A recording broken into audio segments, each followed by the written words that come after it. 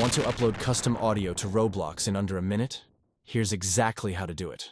First, head to the Roblox Creator Dashboard, link in the description. Once you're there, click on the Audio section in the menu.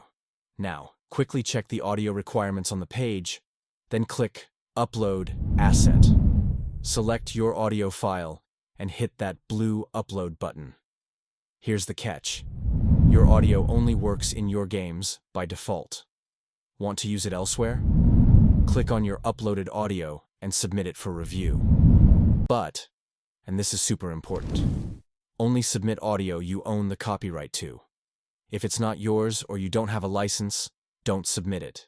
You'll need to verify your ID and agree to the terms. And that's it. Just remember, only upload audio you have the rights to. Now, go make your games sound amazing. Drop a like if this helped, and subscribe for more Roblox tips.